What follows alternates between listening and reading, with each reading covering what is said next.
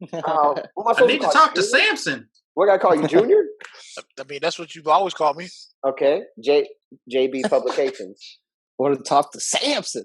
God I'm glad somebody caught that. I did. I'll look up let it play. I heard it in real life. It took my brain a little bit to get it. But Hold on. Do you see this man drinking after fancy glass? No. We got to stop this. You see the lager that motherfucker's drinking? You see the lager that he's drinking? We're drinking a little something different this week. God, just gonna get to it later, but we can get to it right now, guys. Black is beautiful. Is that what it says? Yeah. Oh my God. Black is beautiful. Yeah, man.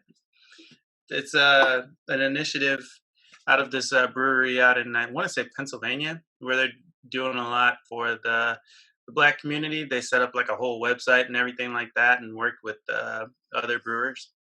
Damn. So what I'm drinking right now is a pecan pie stout, and it's 7%. So set your watches to when this is going to start hitting me.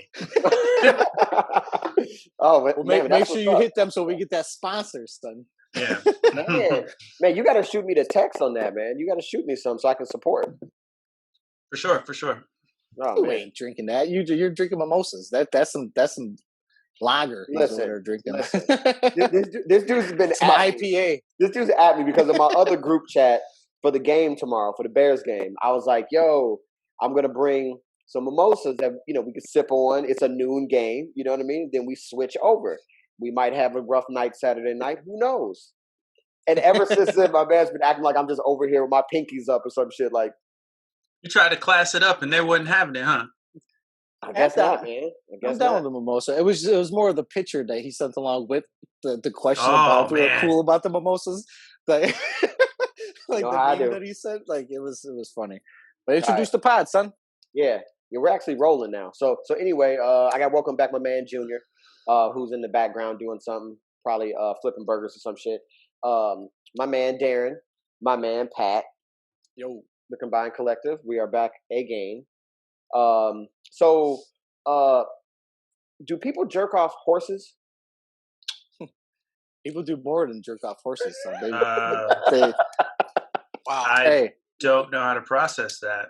But before we started this, I was saying that there was something on HBO back in the day that I stumbled across, and it was it was like it was a couple, and they do like found her online or some shit, and he showed up over her house for like a one night stand, and she was like, I got this pony in the back there. She's like, kind of fuck it every now and then, and the dude was like, for real? He's like, can I go back there and get in on that shit? Hey, he was like, the pony, it bites my neck, and it like all sorts of shit, man. Like it was insane. And then like I think they ended up breaking up because dude was out there fucking the pony all the time and not having sex with his wife. Wait, why'd you guys break up? Bestiality. The pony would fuck him. Like he wasn't fucking the pony. The pony it was like a miniature pony. Okay. It was out there fucking this dude. Does it make him gay? I mean, it makes him all of the above. Like if you're fucking a pony. Was this real? So let me get this straight. Sex? Was this real sex? Real facts. 100%. I have a question. I'm talking about the TV show. Was this HBO's Real Sex? Y'all remember that shit from the 90s? So I have a question. Whenever you guys are ready, do you think that the girl would have left him if he was giving it to the horse instead of the horse giving it to him? Like, was that the deal breaker? Like, I need to know more about this, Pat. Which is something that I thought I would never say. Please tell me more about this horse that was getting it. I can't remember all of it, but I just remember seeing the dude. He's like, yeah, I never really thought I'd be into this. And then she piqued my interest, and I was like, he was like, I'd sneak out, and I forget the horse's name. He was like, I'd sneak out there and go see the horse. And she started knowing that I was going out there too much because he was biting my shoulders when he was giving it to me. And I was like, I got to shut this off, man. I don't, I can't watch no stupid shit like this. Wow. People are fucking nuts, and they were. Here I am thinking I'm dumb for what? For what? Tell us, Glenn. What'd you do? What'd you do with a dog? What'd you do with a dog back in the day? Tell us. Hey, just because I'm light skinned don't mean I'm that other guy. The suspense is killing me. No, sometimes I'm like, man, Tell us the animal, Glenn. Tell us the animal. no. Sometimes I think I'm a loser because I'm at the crib, watching fucking like the Justice League or like stuff like that, and these motherfuckers are getting railed by little ponies, by My Little Pony with six. Hey, I imagine that Little Pony had Tekashi 6ix9ine's hair though. Hey, I can't remember all of how it happened, but I remember seeing it. I'm sure it's on YouTube somewhere. I'm sure it's out there. We're gonna find it, and we'll put the picture of Buddy, the horse, and then the chick. That's what I remember seeing. He's like, she piqued my interest. That's all I remember him saying. Like, that shit's wild. First night, he was out there banging this pony, or the pony was banging him. Never look at that horse the same again. No. Nah, man. How the hell did we get on this? Whoa! Out the gate. Out the gate, beastie. Came out shooting. Yeah. No. So that whole shit with Spotify, Joe Budden, and all that shit. I mean, do y'all think Spotify is just like slinging this mud on him because he was talking that shit, or do you think he's got a friend that's just like, hey, you're canceled, homie? When did ahead, can you like kind of fill me in on it a little bit? So like I know that he was about to sign this really big deal and then he like kind of walked out on it, but like what are the specifics of what happened? I actually watched a clip from his show the other day. Yeah, he and the guys were watching Jasmine Sullivan's new video and commenting on it. It was more of they wanted him to sign basically like a 360 deal with them. So anything they did, they would be a part, everything was a part of Spotify. They were going to give him a lot of money, but he wouldn't own his podcast anymore. Like Joe Rogan went over there and he's just like, not leasing it. I forget licensing it to Spotify, but he still owns it. So that's why they're hitting him with the 100 mil or whatever it is. Joe Budden owns it. So he's like, no, you're going to have to pay me for this because I can make a lot of money off ad revenue and all this, that, and that. And I listened to it today, and he thinks it's fucking Charlemagne that's doing it to him because, like, Charlemagne was calling him on the side, like, we shouldn't publicly fight. Oh yeah, and everybody, we're talking about why was they fighting? About Joe Budden versus Spotify. Everybody, all right, go ahead. Yeah, but why was Charlemagne involved? They were fighting because Charlemagne was talking about how Joe can't negotiate a deal. He was like, he couldn't negotiate a deal with Complex. He couldn't negotiate a deal with this company. All of his records he never got paid for, and he was just a bad business guy. And the Joe Budden podcast is pretty. I mean, he was just the first real big podcast on Spotify, besides like the murder mystery one that they did. Yeah. And it's weird what they got going on because he's like, I went to Spotify for a certain reason just to get data on how I can move forward after the 2 years. Yeah. Analytics. And he's like, and I own this fucking thing. Why would I give them any piece of what I own? Like you can pay me and we can license it like Rogan's doing. But then all this behind the scenes shit happened with him and Charlemagne talking, we shouldn't talk bad about each other, this, that, and that. And then Charlemagne went and signed a fucking deal for a podcast thing with iHeart. Yeah. To basically stream the Breakfast Club as a podcast. Like, I don't know, you just gotta listen to that shit. Because it's all about manipulating the numbers once you get a little bit of the data. Yeah. But I mean, Joe was talking about how you should want to be an owner instead of like a foot soldier.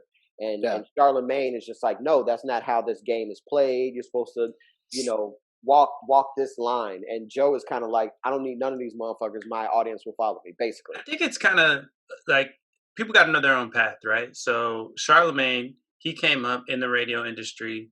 He worked for, all these radio stations. He built the brand Breakfast Club. Yeah. Right. And he has other like side hustles that he does. Like, he does speaking engagements. He's on like Revolt TV. He has a book. Like he has like all of this. Is he on Revolt though? I don't think he's on. He had an HBO show, but they canceled that. They canceled it. I know he was doing something where he was interviewing too. He was on MTV for a second, but he got a little bit of this, a little bit of that. But like he's always working for somebody. But he doesn't.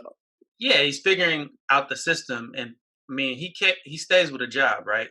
So from his mentality, that's the way that you do it. But like from what you're telling me, Joe Budden, he had his own entity, and he's like, being his own person and owning his own stuff is important to him. Right. So he's like, I'm not going to go that route. Different routes for different people. There's really no wrong way to do it. It depends on how comfortable you are with your how confident you are, I guess, in yourself. Like Joe's super confident. Like he's like, I'm bringing in 10 figures off my podcast in ad revenue. You know what I mean? He's like, he said they made Spotify like $250 million in 2 years. You know, and he's like, yeah. And Andrew Schultz, old punk ass, actually said, that's how much Joe asked for from Spotify. It's $250. No, I mean, I couldn't see Joe. I mean, Joe Rogan got what $100 million a year. Bill Simmons came with like 30. Be that stupid. Joe can't be that dumb to be like. Yeah, he wouldn't have done that.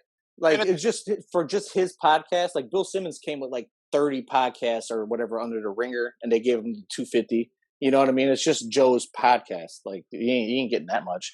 And one thing you gotta remember with the podcast too, Joe's podcast was pretty huge before going into the Spotify deal. Right. So he didn't necessarily need to sign that Spotify deal. Yes, he probably got a more audience and more people to tune in, but he was fine before that. So that's what I think a lot of people are missing is they're thinking like, oh, he's burning bridges with Spotify. But I don't think that's the case. He was moving units before, huh? He don't need Def Jam. I was listening to it before he went to Spotify. Yeah. And, you know. I think he also comes from a different perspective because he's an artist. Like he's seen how he got raped before in the music industry, so he's like, he sees how like 360 deals happen because he probably was in one. And then also, I mean, he's an artist, and keeping your own stuff with your artist is important. I mean, you hear the rappers all the time talking about wanting to have their masters. This is in essence like the same thing, you know. Yeah. So well, especially with how much money these fucking things generate, you know, and he owns it. So you got to come, hey, anything that you want to advertise to him, and then they break it down, you know, like there's no other, and then the freedom to talk about whatever you want to talk about. That's the main thing. Like he's not censored about shit. He was going at Spotify. That shit's hilarious. He'd be going, and they couldn't do nothing about it. They couldn't censor it, you know. So can't do shit. But you know what's funny about that is that when Rogan signed his deal, the controversial people he had on, Alex Jones, mainly all the right wing people, they're not part of the catalog on there. And Rogan's like the number one don't fucking censor me guy. I listen to him all the time. And he doesn't even bring it up. I'm kind of like this is kind of a bitch move. Like you're not even gonna fucking mention the fact that they're not putting Alex Jones is a maniac, but it was the biggest podcast he had. Until that check comes. Everybody plays that game until that check comes. Exactly. I mean, I don't like. I mean, I got much love and respect for Joe Rogan, but he shouldn't even be considered a podcast. It's a talk show. He has a talk show. That is like that's like talk radio. No, it's a podcast. Joe Rogan does. Nah, I mean, I think it's talk radio.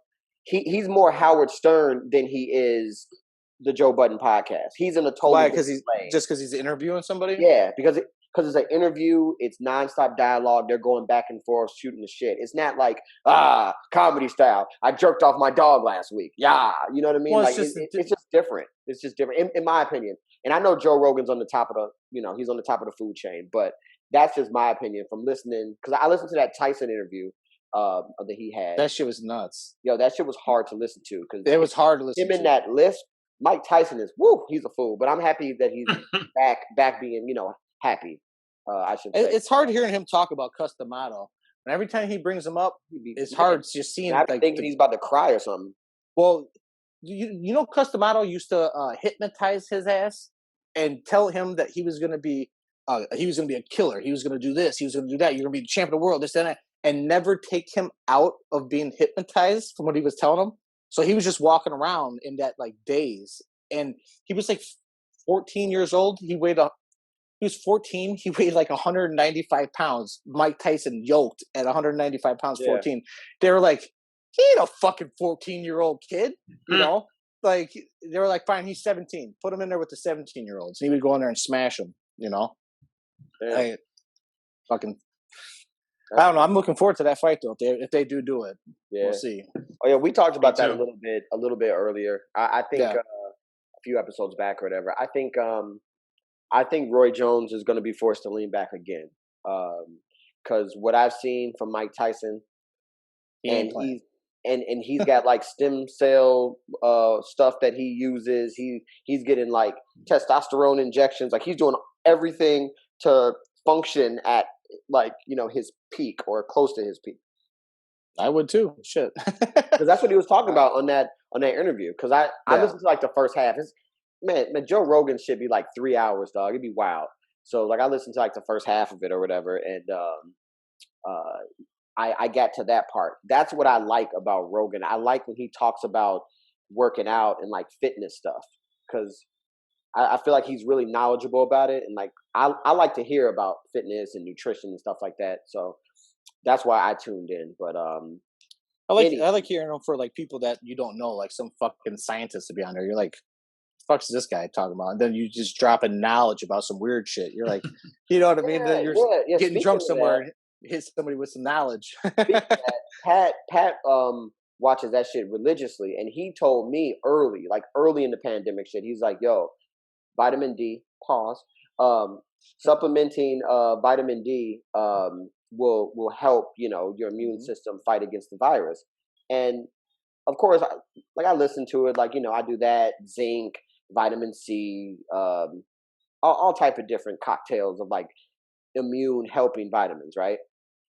Dr. Fauci just came out and said that he's been supplementing vitamin D3 and vitamin C. So thank you, my brother. Man, appreciate it. There's no money in the cure, man. They not just now come out and say it, They just been like, just take some vitamin D. I guess like 98% of people that got the coronavirus were like super deficient. Because I mean, you think New York, they're not out all the time. You know what I mean? Like, and then I guess they were saying like in African Americans, especially, it's super low. You know what I mean? So like you got to take vitamin D. That's when I hit you. I was like, hey, I ain't got a tan. I'm already tan. You know what I mean? Yeah. You're like, I got my hand sanitizer, by this, by that. It's like, man, go get some vitamin D. Yeah. Pause. Yeah.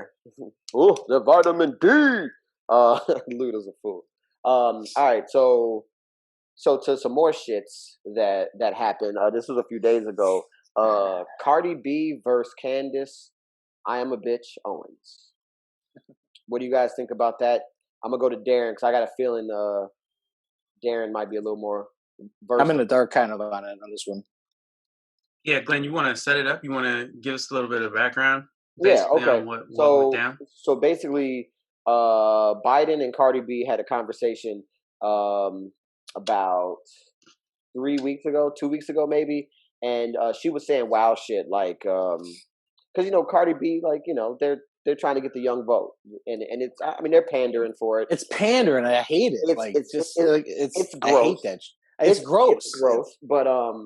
But like she's not the smartest person anyway. English is her second language. Oh, all right. Go ahead. And she was basically like, I want universal health care, and I want to cut taxes, like just saying like outrageous stuff. So Candace Owens comes back and pretty much calls her a moron. Actually said she's illiterate. And so they've been going back and forth through social media. Candace Owens released this 8-minute tape talking this shit, which I didn't listen to because I can't stand her. But Cardi B came back, and like it's just a back and forth where no one's really gonna win this thing. You know what I mean? But just as far as like liberal versus Republican, or liberal versus conservative versus immigrant versus coon, like it's a good matchup of the Titans. So I feel you, Glenn. Like I try my hardest not to click on anything that Candace is associated with, just because I don't want to get her clicks up and I don't want to get her views up. In terms of like Cardi B, he's getting deep. He's getting deep. Go ahead. I'm getting ready. Let me crack my back. In terms of Cardi B, like she's not stupid. She actually is, I would say, fairly smart. Like I forget, like a few years ago, she got into a debate with somebody, and they called her stupid because she's always speaking her mind on her platform, because it is her platform, right? And one of her teachers from like high school or something was like, yo, Cardi was in all AP classes. Like Cardi is actually, it was like, she's actually very smart. But the thing is that like like you said, she's from a certain place, so she talks a certain way. But the fact that she talks that way is good because it reaches people that people like Candace Owens ain't gonna reach. You know what I'm saying? Because of the way that she talks. Think about it, like her talking like that, like how Trump talks to his people, and they reach people. You know what I mean? So like, I can see, you know. Yeah. Like, just like when Candace Owens talks, she ain't talking to me. Like when Cardi B talks, maybe she's not talking to me either, but she's reaching certain other people. So I feel like it may seem like pandering to us, and it is, but like her talking to Biden, she's reaching a certain group of people with knowledge that probably wouldn't have got that. The TikTok generation, pretty much. I mean, they've been pandering, like, you know. I think it's. I just think it's gross. Anytime I think of like pandering, I think of Hillary. The hot sauce. Hillary, on the Breakfast Club. I think about Hillary doing the. I miss this. Oh yeah, she was on the Breakfast Club, and then who else? What else did she do? Didn't she say she keep that thing on her or some shit like that? Yeah, she said I keep that hot sauce in my bag. Yeah. But then remember that challenge where everybody was like freezing and stuff? That's gross. What was it?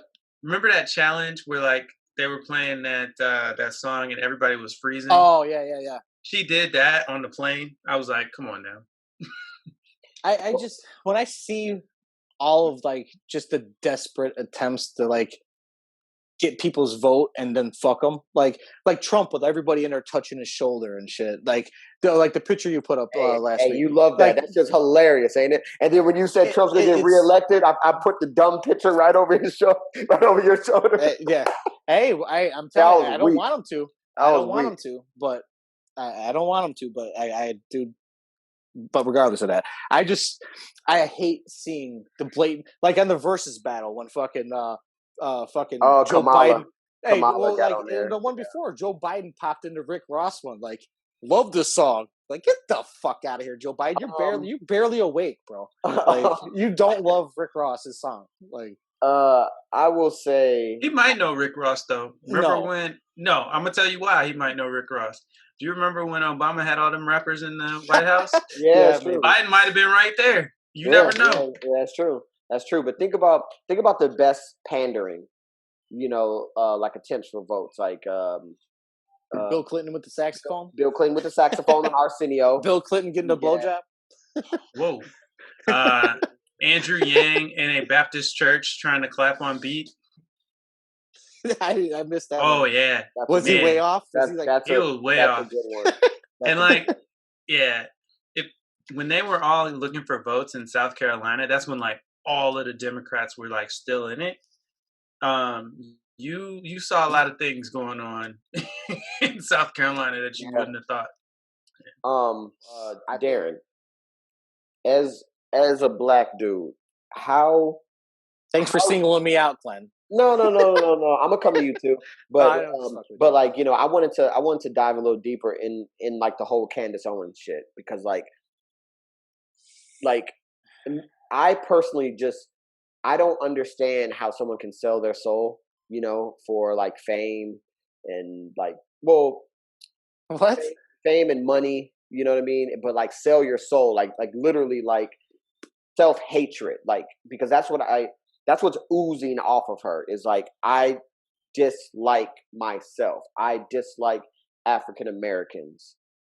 And it's like a disguise that she's using as like, you know, how to get black people away from the plantation. And it's just this weird microcosm of bullshit that she just manipulates and just sends out to people. So like, Darren, I know you seen that thing when she was debating T.I. You remember that back in the day? Mm-hmm. Yeah, probably the last clip I ever watched of her. What do you think about Candace Owens, and what do you think, you know, where do you see this thing going with her? You know what I mean? I think she has if we're gonna be completely honest, I think she has a bright future. I think that super long career in it. Yeah, I think she's found herself a lane. I think she's found herself following. I don't think she's stupid. I actually think the opposite. I think she's very smart. smart. Really smart. She's really smart. I actually don't think she hates herself either. I think she probably has pretty high self-esteem. And gonna throw this one in here. I actually don't think she hates black people. I think she's an opportunist. I think that because of her smarts, she's like, oh, I could get a lot of followers. I'm gonna go this path, and that's what she's chosen to do. I mean, you're into superheroes, Glenn. What's the line from Spider-Man? You know what I'm talking about. Great responsibility, great something. Yep, that one. Yeah, I mean, man, I threw it up to you, man. You the superhero dude. Come on. You said great responsibility is something. You know. I think that's exactly what she is. But you know what I'm saying? Like that's kind of how I feel about her. You know, there's opportunists in everything, man. Like she's smart, she's young, she's black, she claims to be Republican, so she plays that role. Just so she's also. So I mean, let's talk about the elephant in the room. She's also attractive. You know what I'm saying? Like, so she hits all of the notes. All of the things. Yeah. To be like, look at she, you know, like, I don't know. She's an opportunist, and she's gonna be around for a long time, man. The same way all those fucks are. Like, all those people you see on TV, like, that we all hate, they're gonna be here forever. Like, they're not going away because everybody hates them, and that's what keeps them here. If we just didn't pay any attention to them, they would go away. Which is why I don't click on anything. Yeah. Her. Yeah. People get all riled up over bullshit, and then it just stays in the ether. Yeah. You know what I mean? Like, and it's that's why, like, the Republican National Convention, when we were talking about last week, I was like, you know, I don't want to give them a view or a click or anything. Like I saw on YouTube about 2 hours ago that Trump's rally was like being broadcast. And you know, from the algorithm, if you scroll long enough, then you're going to get some right-wing shit. And it's like, Trump rally, live, 27,000 people in here. Nope. It still doesn't matter. You saw that, like, they were pumping the views for the RNC. The DNC had better views. So, like, they can talk all they want to. I don't believe any of that shit, though. I don't believe any of those numbers. And see, that's what Trump has done to America. Trump has done that to America, Pat. We're like, Hillary was up, like, on the polls. I was like, there's no way she's losing. That's why I didn't watch it. That's what did it. That's what did it for me. The media and all that shit saying that she was landsliding this motherfucker, and I sat there and watched it, and I was like, what is happening?